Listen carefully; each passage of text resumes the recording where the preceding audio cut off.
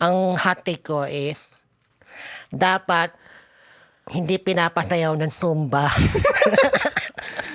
yung mga nanay sa covered court. Sa basketball court. Bakit? Kasi, paano na lang yung ibang, di ba? Kasi, meron na, yung tumba naman pwede mo siyang gawin kahit saan eh. Okay. Di ba? Mainit sa sa Oo. park eh.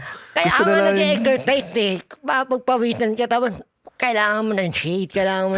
So Ibigay gusto na mo- yung court. Ibigay mo na yung court na mga nagbabasketball. Kasi kaya nga tinawag Yung na mga basketball court yan eh. Di ba? Pwede mo gawin yung tumba kahit saan eh. Di ba? Function hall, ng tawag kayo. Sa garahe. Kalsada, sa garahe. Bigay mo na yung ano. Pati nagagalit pati na eh. Okay. Ang feeling ko dapat gawin, kesa wag silang pagsayawin dun sa basketball court, kailangan silang gawan ng sarili nilang space. But wala pang Zumba area ngayon? Kung Kailangan seryoso mo na. talaga ang Zumba, gawan sila ng sarili nila kasi deserve nila yun. Maraming nagsusumba, min. Itiman nila sa mga local government nila, nagawan nila ng Zumba arena.